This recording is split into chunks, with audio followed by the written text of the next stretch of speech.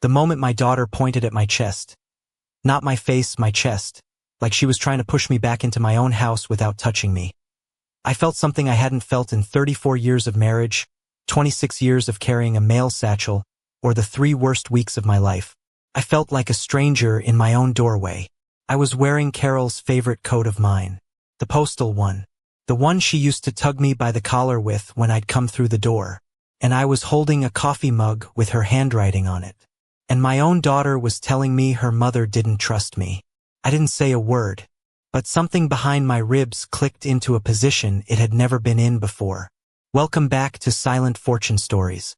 Grab your snacks, get comfortable, and remember, every satisfying story starts with a moment of silence before it starts with a roar. Subscribe so you never miss a story. My name is Gerald Moss.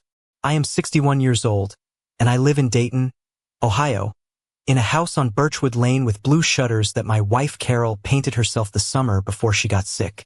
She did 2 coats. I remember because I told her one was enough and she gave me that look.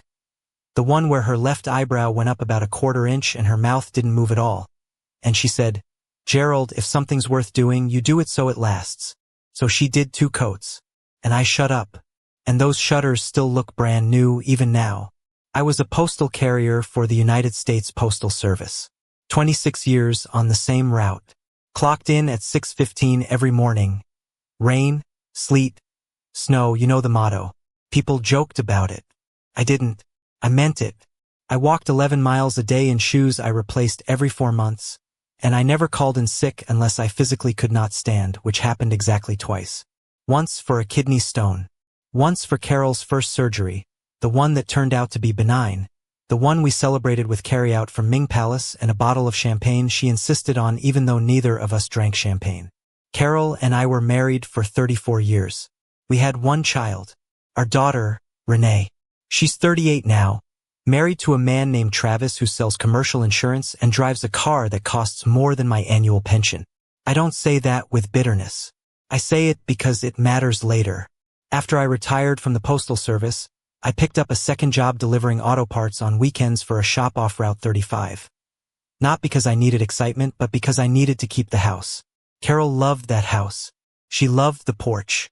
She loved the yard. She loved that the kitchen window faced east so the morning light hit the counter where she did her crosswords. And I made a decision early on that as long as I was breathing, that house would stay in our name. So I worked, quietly, without asking anyone for a dime. I still wear the postal coat, by the way. Not because I'm stuck in the past. Because it fits. Because it's warm. And because Carol once told me I looked handsome in it. And when you've been a 61-year-old man with thinning hair and a bad left knee for as long as I have, you hold on to the things that made you feel like somebody noticed you. That's who I am. That's who I was on the morning Carol died. Carol died on a Tuesday morning in March. I need you to understand how ordinary that morning was. She had made eggs, scrambled, the way she always did, with a little bit of cream cheese mixed in because she saw it on a cooking show once and never went back. I was at the table reading the Dayton Daily News.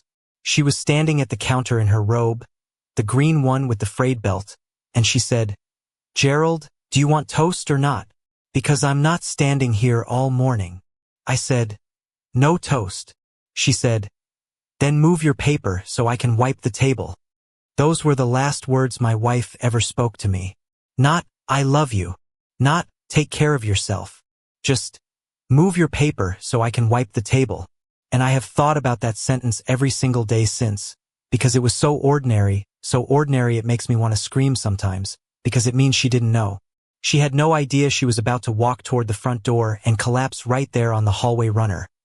The one with the blue and cream pattern she bought at a church rummage sale. And that by the time the paramedics arrived, she would already be gone. Sudden cardiac arrest. Between breakfast and the front door. 61 years of living, 34 of them beside me, and the universe gave her about 90 seconds of warning, none of which she shared, because that is the kind of thing that does not announce itself. I didn't know it yet, but Carol had been preparing for something. Not her death. I don't think she saw that coming any more than I did. But something. I would come to understand that over the weeks that followed, in small pieces like finding a letter someone tore up and scattered across different rooms. The first sign was the planner. Carol kept a leather-bound planner, not a phone calendar, a physical planner, the kind with tabs and pockets and a little pen loop on the side. She'd had one every year since I'd known her. After she passed, I found it in her nightstand drawer, which was unusual because she usually kept it in her purse. I opened it. Most of the pages were what you'd expect.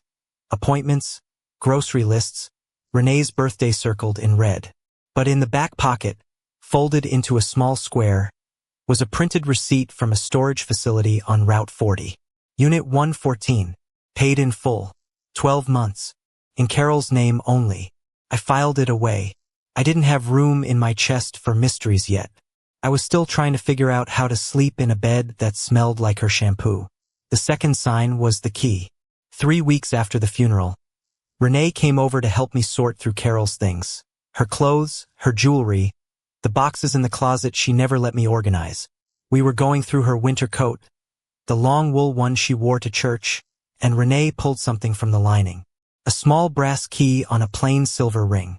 No label, no note, nothing I had ever seen in 34 years of marriage. I looked at it. Renee looked at it. And then something happened that should have told me everything. Renee went pale. Not sad. Not confused. Pale. The color left her face the way it does when someone sees something they recognize and wish they didn't. She said, quietly, almost whispering, "Dad, just leave it alone. Some things aren't meant to be found. That's on me." I should have pressed her right then. I should have said, "Renee, what do you know?" But I didn't because I was still wearing grief like a coat I couldn't take off, and because I trusted my daughter the way I trusted Carol. Completely, without reservation, without asking for proof. The third sign was the silence. After that day, Renee stopped coming by. She canceled a Sunday dinner. Then another. Then she stopped returning my calls altogether. I'd dial her number, hear it ring 4 times, and get voicemail. Every time. For 2 weeks. I told myself she was grieving in her own way. I told myself people process loss differently. I told myself a lot of things that weren't true because the alternative, that my only daughter was avoiding me on purpose, was a thought I was not ready to carry. I didn't know it yet, but Renee wasn't grieving. She was strategizing. It was a Saturday, late afternoon.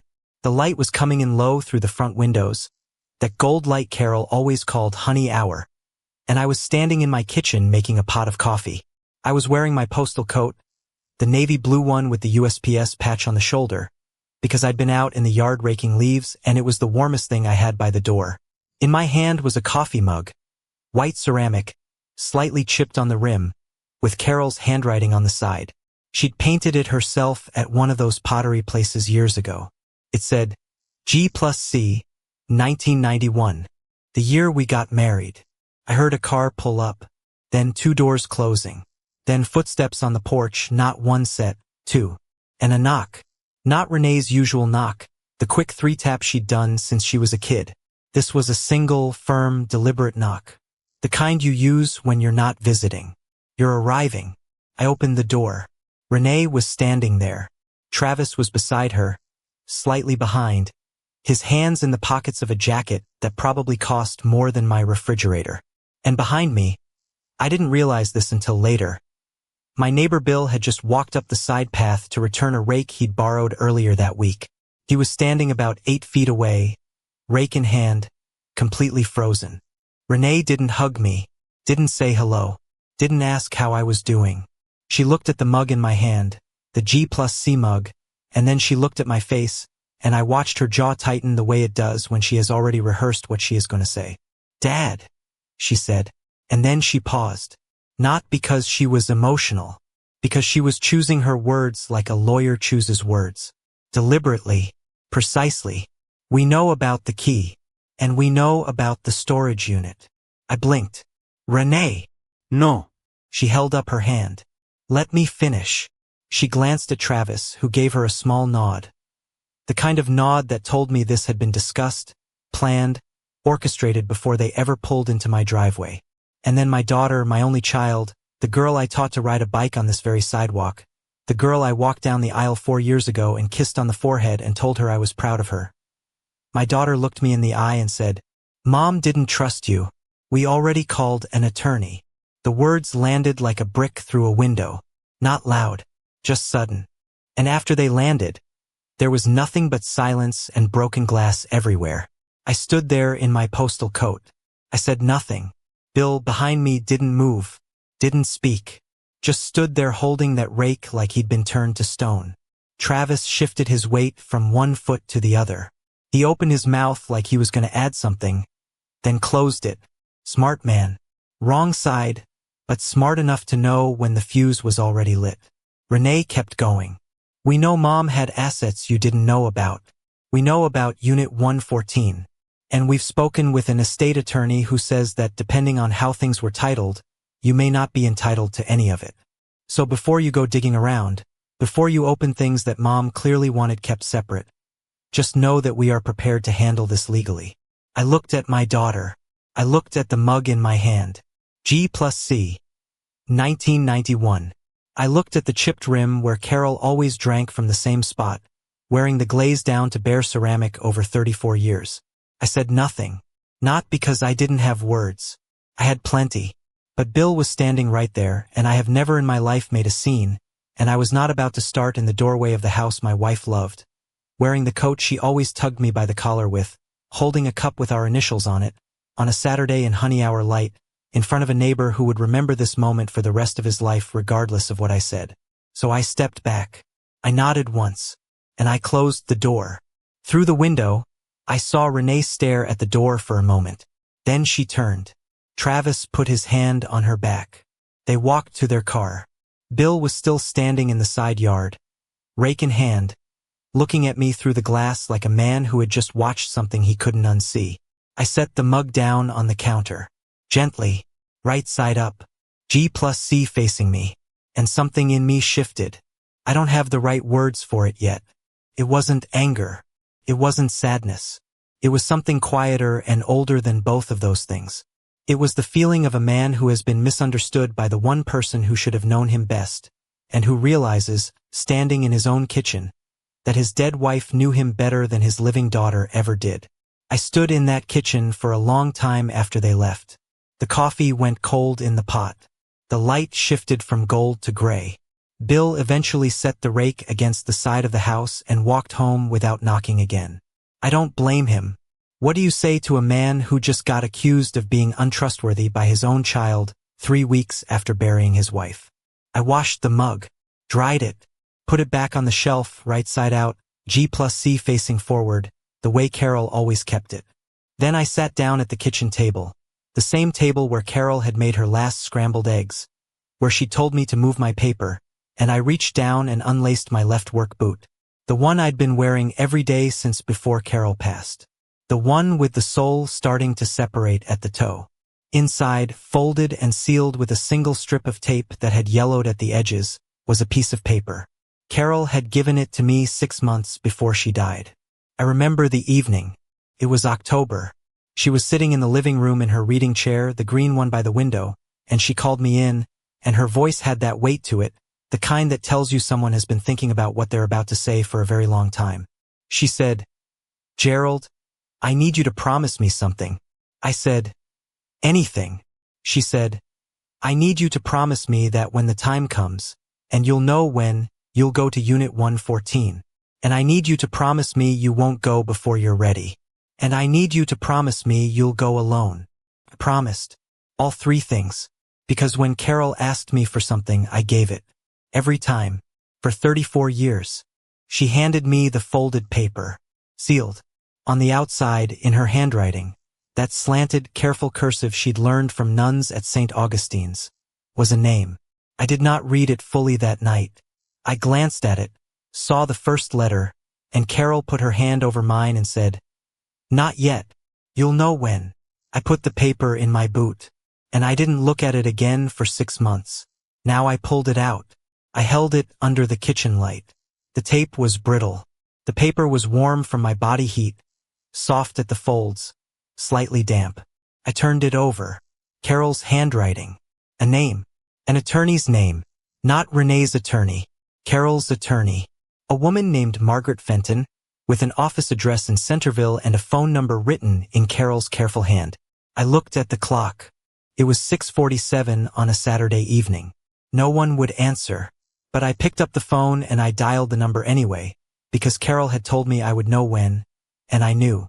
It rang 3 times. Then a voicemail. A woman's voice, professional and warm. "You've reached the office of Margaret Fenton, attorney at law. If this is an urgent matter." I left a message. Short, calm. "My name is Gerald Moss. My wife was Carol Moss. She passed away last month. She told me to call you when the time came. I believe the time has come. I'd appreciate a call back at your earliest convenience." I hung up. I looked at the brass key on the counter where I'd set it after Renee first found it. Then I looked at the receipt from Carol's planner. Unit 114, Route 40. This morning, Sunday, I drove out there. Took Route 40 east past the old fairgrounds, past the tractor supply, past the church where Carol and I got married in 1991. The storage facility was set back from the road behind a chain-link fence, the kind of place you'd never notice unless you were looking for it. Gravel lot, cinder block buildings, a row of orange garage-style doors with numbers painted in white. I found Unit 114. I stood in the gravel lot with the brass key in my hand and the morning cold pressing through my postal coat. Whatever was behind that door, Carol wanted me to find it. I was certain of that. And whatever Renee and Travis were afraid of was about to become very clear. I put the key in the lock. It fit perfectly. I turned it. If you've made it this far, do us one quick favor. Subscribe. A lot of people watch without ever doing it, but it costs you nothing and means everything to us. Thank you genuinely. The lock clicked open. I pulled the handle. The door rolled up with a metallic groan that echoed across the gravel lot, and what was inside stopped me where I stood. It wasn't treasure. It wasn't cash. It wasn't some scandalous secret that would justify the fear I'd seen in Renee's face. It was Carol. Everything in that unit was Carol. Along the left wall, stacked neatly in labeled plastic bins, the same kind she used for holiday decorations, were documents. Tax records going back to the early 90s. Bank statements from an account I had never seen. Investment records. A life insurance policy separate from the one we held jointly. And at the back of the unit, propped against the wall, was a painting. An oil painting, large, framed in dark wood, of the house on Birchwood Lane. Our house. The blue shutters gleaming. Carol must have commissioned it and I never knew. But the thing that broke me, the thing that made me sit down on an overturned crate and put my face in my hands, was a small cardboard box sitting on a folding table in the center of the unit. On the lid, in Carol's handwriting, "For Gerald. When you're ready." I opened it. Inside were letters, dozens of them, handwritten, dated, going back 5 years. Each one addressed to me, each one sealed, each one labeled with a small instruction. Read first. Read after you visit Margaret. Read on our anniversary. Read when you miss me the most. And on top of the stack, paper-clipped to the first letter, was a handwritten note. Gerald, I was never hiding anything from you. I was building something for you, for after, because I always knew you'd keep the house, keep the coat, keep the mug, and forget to keep yourself. Everything in this unit is yours. It was always yours. I love you more than shutters and crosswords. See, I sat there and read the first letter, then the second, then the third. By the fourth, I couldn't see the words anymore because my eyes were full, but I kept going because Carol told me to, and when Carol told me to do something, I did it. Here is what Carol had done. 31 years ago, Carol had started a savings account in her own name. Not to hide money, not out of distrust. She started it because her mother had died penniless after her father gambled everything away, and Carol had made a vow to herself, before she ever met me, that she would never be caught without a safety net. Over 31 years, she had deposited small amounts. $10 here, 20 there. Birthday money from her aunt. A little from each tax return when we got one. Never enough for me to notice. Never enough to hurt us. But over 3 decades, with interest and quiet discipline, that account had grown to just over $214,000. She had also taken out a separate life insurance policy 8 years ago, naming me as the sole beneficiary. $350,000. She did it after her first health scare, the benign one, because, as she wrote in one of the letters, "I saw your face in the waiting room, Gerald, and I realized you would be the one left standing, and you would need something to stand on." Combined with the joint policy I already knew about, the house, and the savings, Carol had left me with more financial security than I had ever imagined having in my life. But it was not the money that broke the story open. It was the last document in the last bin on the left wall. A legal folder, sealed, marked in Carol's handwriting, "Give to Margaret Fenton." I didn't open it. I didn't need to, because the next morning Margaret Fenton called me back. And that conversation changed everything. Margaret Fenton was a 64-year-old estate attorney in Centerville who had known Carol for 11 years. Carol had walked into her office with a question about a will, and over the following decade, Margaret had helped Carol build a comprehensive estate plan. A living trust, a pour-over will, beneficiary designations, a letter of intent, and a specific document called a Memorandum of Personal Property that is legally recognized in the state of Ohio.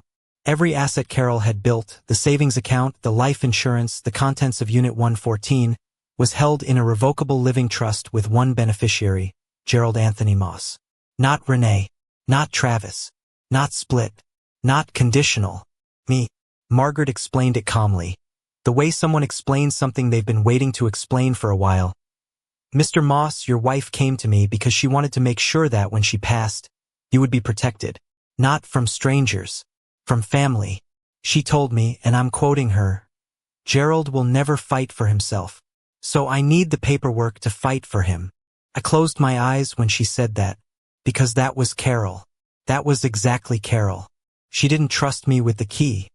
Not because she doubted me, but because she knew me. She knew I would have said, "Carol, we don't need all this." She knew I would have told her to stop worrying. She knew I would have put the money into the house, into Renee's college fund, into anything other than myself.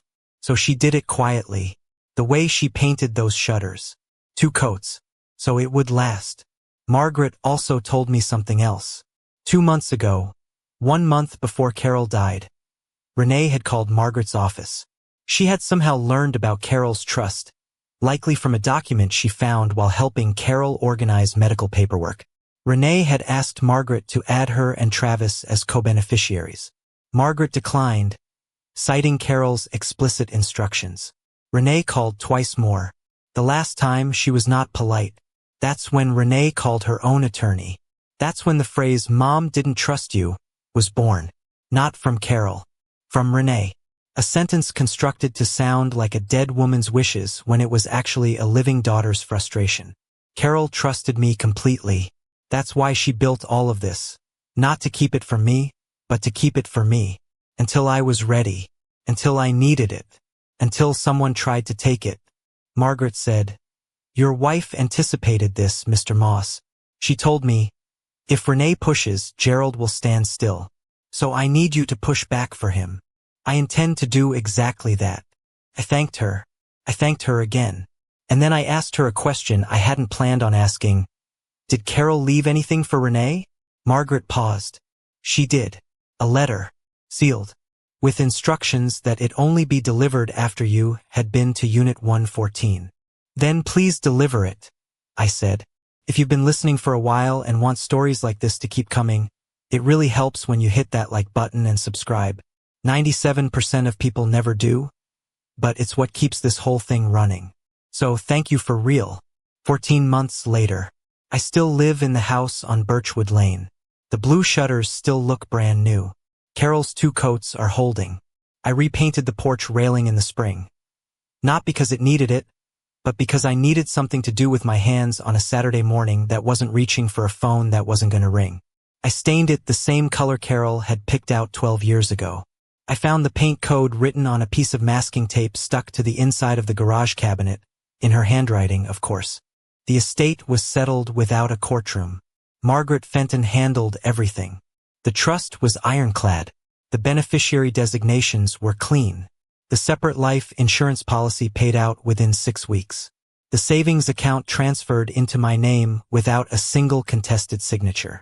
Renee's attorney reviewed the documents, found no grounds for challenge, and billed Renee and Travis $4,200 for the privilege of learning what Carol already knew.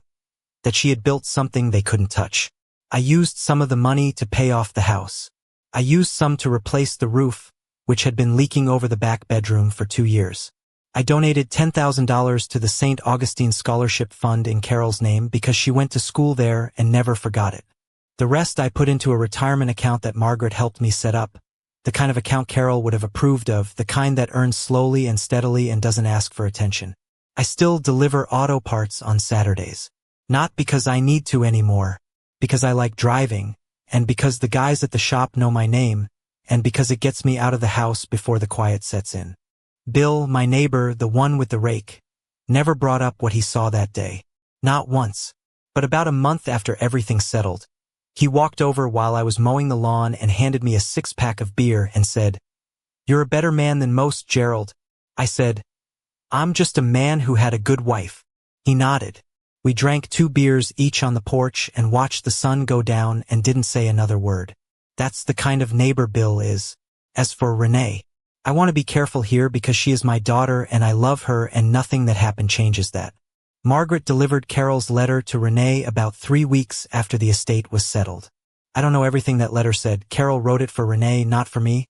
But I know some of it because Renee called me the day she read it, and she was crying in a way I hadn't heard since she was a child, the kind of crying that comes from somewhere below the lungs. She said, "Daddy, I'm sorry." She said, "I didn't know." She said, "Travis told me," he said, "and I believed." I said, "Renee, come home." She didn't come that day, or the next week, but she came eventually. She pulled into the driveway on a Thursday evening, alone, no Travis, and she sat on the porch and she looked at the blue shutters and she said, "Mom wrote that she did 2 coats so they'd last." I said, "She did. She was talking about more than paint, wasn't she?" I didn't answer. I didn't need to. We sat there until the streetlights came on. She left around 9. She hugged me at the door. A real hug, the kind where you feel the other person's weight. And she said, "I'll call you Sunday." She did. She's called every Sunday since. Travis and Renee separated about 4 months after the estate was settled. I don't know the details and I don't ask. What I know is that Renee moved into an apartment in Kettering, and she started working at a nonprofit that helps elderly people manage their finances. And when I asked her why she chose that specific work, she said, "Because Mom showed me what it looks like when someone plans ahead for the people they love, and I want to help other people do the same." That's Carol's daughter. Right there. That's the girl I raised. People ask me sometimes, well, Bill asks me, and the guys at the auto parts shop ask me what I learned from all of this. And I never know how to answer that, because I'm not a philosopher. I'm a retired postal worker from Dayton, Ohio, who still wears his uniform coat to rake leaves and drinks coffee from a chipped mug with his wedding year on it. But if I had to say something, if you put me on the spot, the way Carol used to when she'd catch me staring out the kitchen window and she'd say, "Gerald, what are you thinking about?" I'd say this: trust doesn't look the way people think it looks. People think trust means sharing everything, showing every card, leaving every door unlocked and every account in both names. And maybe that's part of it. But that's not the whole thing. Carol kept a key from me for years. She opened a bank account I never knew about. She hired an attorney I never met. She built a trust behind my back, filled a storage unit with documents and letters and a painting of our house. And she never once mentioned any of it over 34 years of dinners and arguments and crossword puzzles and Tuesday morning eggs. And she did all of it because she trusted me. She trusted me to keep the house. She trusted me to keep working. She trusted me to keep showing up every single day in the same coat, carrying the same satchel, walking the same 11 miles, without ever asking for recognition or reward. She trusted me so completely that she knew I would never protect myself. I'd protect the house. I'd protect Renee. I'd protect Carol's memory. But I would never, not once, sit down and say, "What about me?" So she said it for me. In a storage unit on Route 40. In a stack of letters. In a trust document drawn up by a woman named Margaret Fenton in Centerville, Ohio. That's what love looks like when it's built to last. It doesn't announce itself. It doesn't make a scene. It goes down quiet, like a second coat of paint. And you don't realize it's there until the storm comes and everything's still standing. My daughter accused me of being untrustworthy. My wife, from beyond the grave, proved the opposite.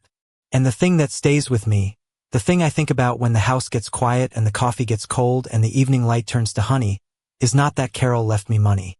It's that she knew me well enough to know I'd need someone to fight for me, and she loved me enough to become that person, even after she was gone. I am 61 years old. I live in a house with blue shutters on Birchwood Lane. I wear a postal coat that my wife used to grab me by the collar with, and I drink from a mug that says G+C, 1991. She did 2 coats, so it would last. And it did. I'm sitting on the porch now. The coffee is warm. The mug is chipped in the same place it's been chipped for years. Across the street, Bill is watering his lawn and pretending not to wave, which means he's about to walk over and not say anything important, and that'll be enough. The shutters are blue. The light is gold. And somewhere in a storage unit on Route 40, a box of letters sits with my name on them in handwriting I would recognize anywhere. Slanted, careful, learned from nuns, and I haven't read them all yet. I'm saving some for when I need them most. Carol would have understood that. If you like this story, join our community by hitting that like button and subscribing for more real, raw, and family-centered stories.